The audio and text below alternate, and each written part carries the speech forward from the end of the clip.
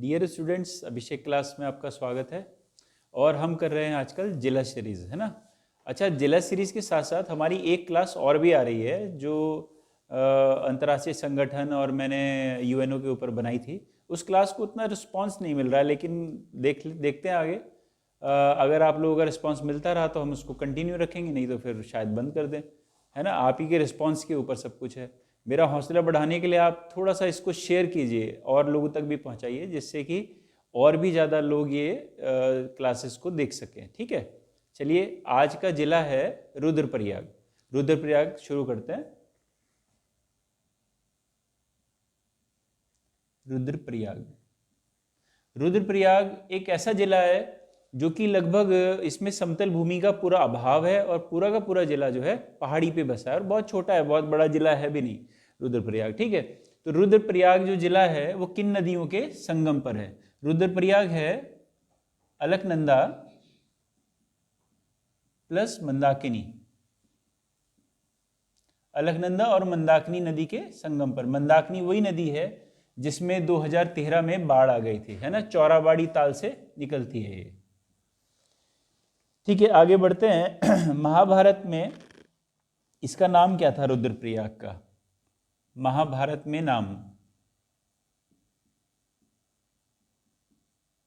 नाम था रुद्रावत। रुद्रावर्त। ठीक है, आगे बढ़ते हैं। रुद्रनाथ का पुराना मंदिर कहाँ है?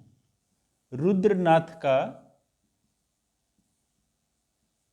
पुराना मंदिर कहाँ है? यह है आपका रुद्रप्रयाग में। रुद्रप्रयाग में। फिर आगे बढ़ते हैं। इसकी स्थापना कब हुई? वैसे तो मैंने पहले भी लिखवा दिया है, ये फिर से लिख लेंगे। 16 सितंबर 1997। 97। ठीक है, आगे बढ़ते हैं। यहाँ कितने शिव मंदिर हैं? शिव मंदिरों की संख्या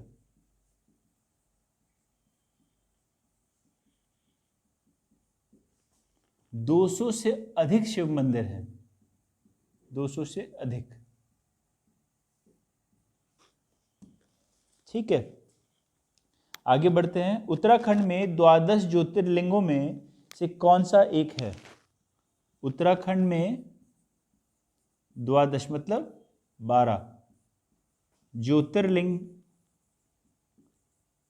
ज्योतिर्लिंगों में से उत्तराखंड में कौन सा है? यह है केदारनाथ। केदारनाथ। ठीक है, ये इंपॉर्टेंट प्रश्न है, पेपर में पूछा भी जा चुका है। जैसे एक प्रश्न ऐसे भी आया था कि 12 ज्योतिर्लिंग में कौन सा ऐसा है जो किसी दूसरे देश में पड़ता है, तो वो है नेपाल में, है ना। इसी प्रकार से कौन सा उत्तराखंड में है? केदारनाथ। और एक प्रश्न बद्रीनाथ के लिए आता है कि चारों धाम जो भारत के स्तर पे हैं, तो कौन सा धाम उत्तराखंड में है? वो बद्रीनाथ है। ठीक है, मैंने आपको शायद कल बताया भी था जब चमोली हम पढ़ रहे थे। अच्छा, केदारनाथ की ऊंचाई। केदारनाथ की ऊंचाई कितनी है? केदारनाथ चारों धामों में सबसे ज्यादा ऊंचाई पर है। 3585 मीटर की ऊंचाई है। 3585 मीटर। ठीक है, सबसे ऊंचा है ये, देख लीजिए। ठीक है, और केदारनाथ जो है रुद्रप्रयाग में है, यही सबसे बड़ा महत्व है रुद्रप्रयाग का। आगे बढ़ते हैं। किस शैली में निर्मित है केदारनाथ? किस शैली में निर्मित है? यह है कत्यूरी शैली। इसके बाद अगला प्रश्न आता है, केदारनाथ का शीतकालीन प्रवास स्थल। शीतकालीन प्रवास। यह है ओंकारेश्वर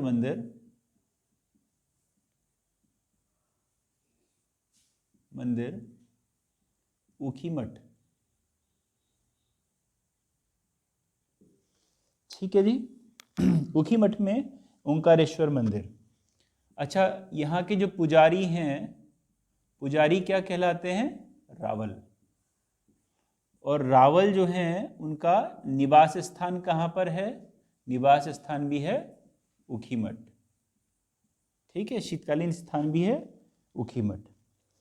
अच्छा, यह मंदिर छत्र प्रसाद युक्त है। यह मंदिर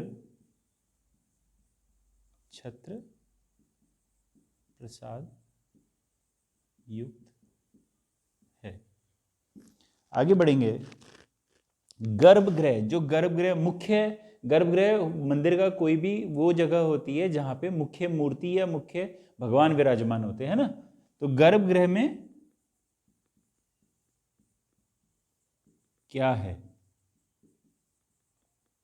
ऐसा नहीं है कि वहां पे शिवलिंग बना हुआ है, वहां पे क्या है ये लिख लेंगे कि त्रिकोण आकृति की बड़ी ग्रेनाइट की शिला, त्रिकोण आकृति की बड़ी ग्रेनाइट शिला है जिसकी पूजा की जाती है। ठीक है, इसे कहते हैं कि ये भगवान, जब पांडव जब भगवान शिव का पीछा कर रहे थे तो उनका जो कुबड़ था वो ऊपर रह गया था, उसकी पूजा की जाती, तो वो कुबड़ है एक तरीके से। ठीक है, आगे बढ़ते हैं। यह है केदारनाथ के रक्षक देवता,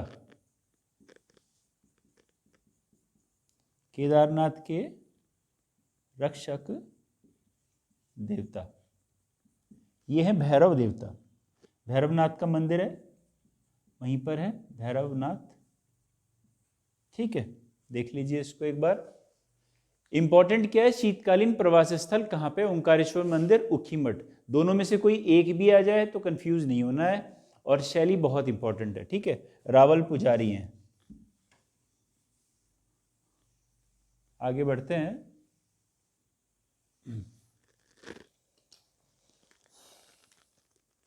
शंकराचार्य जी की समाधि, मैंने आपको वो शंकराचार्य जी की समाधि के बारे में बताया भी था पिछली वीडियो में। शंकराचार्य जी की समाधि कहाँ है? यह है केदारनाथ में। जो केदारनाथ का मंदिर है बिल्कुल उसके पास में ही शंकराचार्य जी की समाधि है। नरेंद्र मोदी जी द्वारा अभी हाल ही में इसका उद्घाटन किया गया, वहाँ पे मूर्ति बना दी गई है शंकराचार्य जी की। ठीक है, आगे बढ़ते हैं। राहुल सांस्कृत्यायन, सांस्कृत्यायन केदारनाथ मंदिर का निर्माण काल किसे बताते हैं?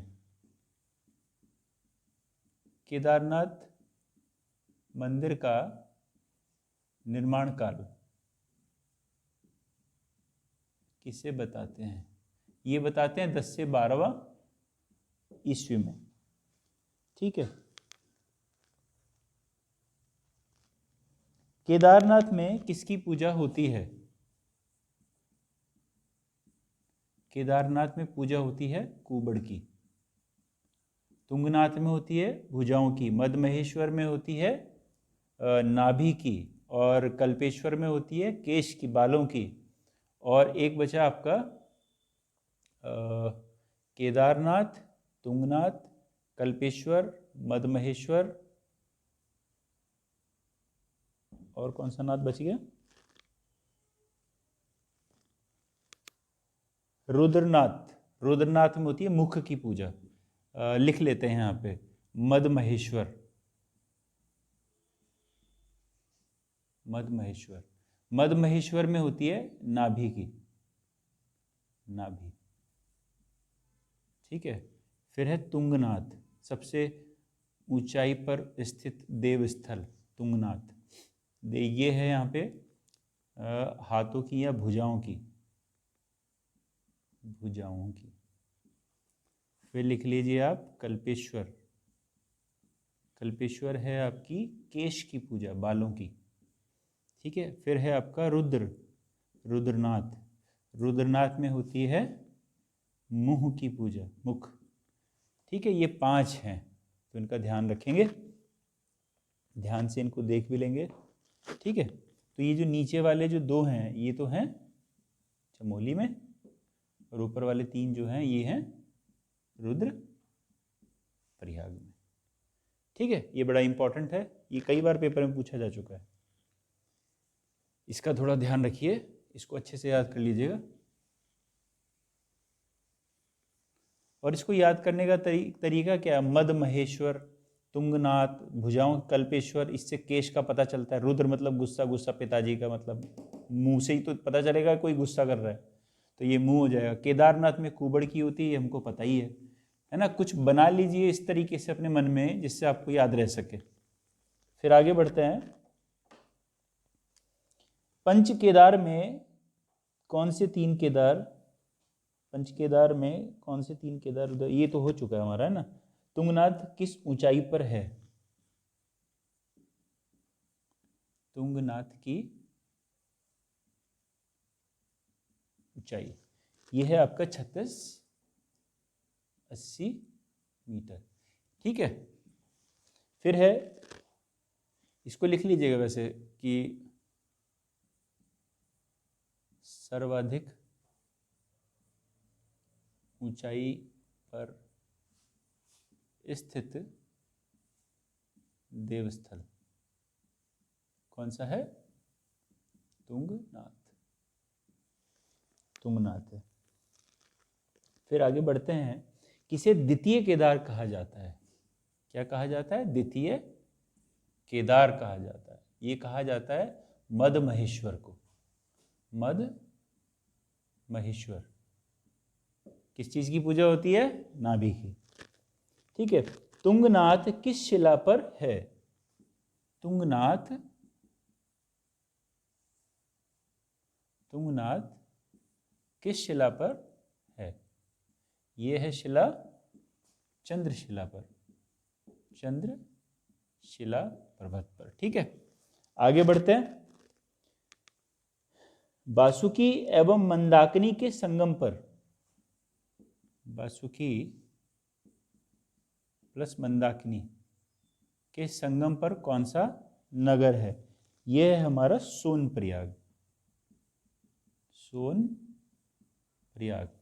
अगर प्रश्न आएगा कैलाश मंदिर कहाँ है? कैलाश मंदिर, तो कैलाश मंदिर भी है सोनप्रयाग। आगे बढ़ते हैं। गौरीकुंड तथा रामबाड़ा, देखिए गौरीकुंड तो और जगहों पर भी है, लेकिन गौरीकुंड और रामबाड़ा ये दोनों जगह रुद्रप्रयाग में है, जो कि 2013 में बहुत बुरी तरीके से क्षतिग्रस्त हो गई थी, है ना, रुद्रप्रयाग में। फिर आगे बढ़ते हैं।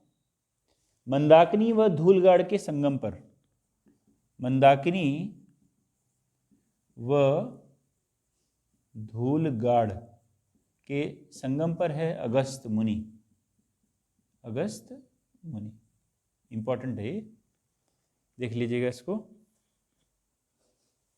ठीक है। तुंगनाथ की ऊंचाई याद रखेंगे, इंपॉर्टेंट है ये, 3680।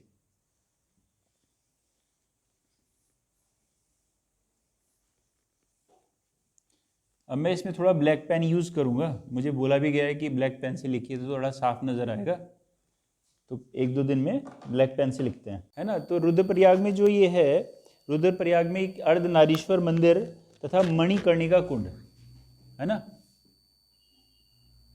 अर्धनारीश्वर मंदिर और मणिकर्णिका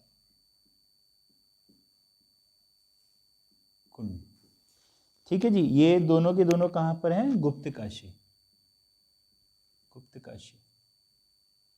गुप्त काशी कहाँ है? रुद्रप्रयाग। आपसे ये भी पूछा जा सकता है कि गुप्त काशी कहाँ है? रुद्रप्रयाग। आपसे ये भी पूछा जा सकता है उखी मठ कहाँ है, आपसे ये भी पूछा जा सकता है कि अगस्त मुनि कहाँ है ना। तो इस तरह से ये वाले प्रश्न भी बन सकते हैं, तो इनका भी ध्यान रखना है आपने। फिर है कोटेश्वर महादेव मंदिर, कोटेश्वर महादेव मंदिर। कोटेश्वर महादेव, अगर आप कभी रुद्रप्रयाग जाएंगे तो आप देखेंगे कोटेश्वर महादेव मंदिर, मतलब कोटेश्वर महादेव की जो फोटो भी है हर दुकान के अंदर लगी होगी, बहुत मान्यता है मतलब इनकी, है ना वहाँ पर। कोटेश्वर महादेव ये है रुद्रप्रयाग में, ठीक है, रुद्रप्रयाग में। आगे बढ़ते हैं। फिर है बाणासुर गढ़ मंदिर, बाणासुर गढ़ मंदिर ये है रुद्रप्रयाग में। आगे बढ़ते हैं। कालीमठ मंदिर, कालीमठ मंदिर रुद्रप्रयाग में है और इसकी विशेषता क्या है कि महाशक्ति,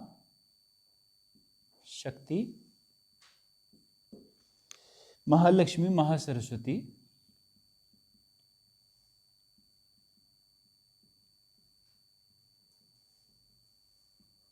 तीनों की ही मूर्तियां कालीमठ मंदिर के अंदर हैं। ठीक है, आगे बढ़ते हैं। महाकवि कालिदास है ना, कण्व आश्रम से संबंधित है। तो कालिदास का जन्म स्थल कहाँ है? कविल्टा।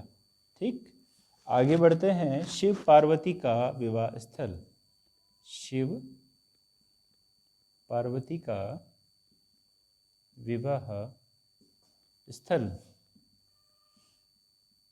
ये है त्रिजुगी नारायण। ठीक है, ये आज की वीडियो थी रुद्रप्रयाग के बारे में, है ना। और कल नई वीडियो नए जिले के साथ हम लेकर के आते हैं। धन्यवाद।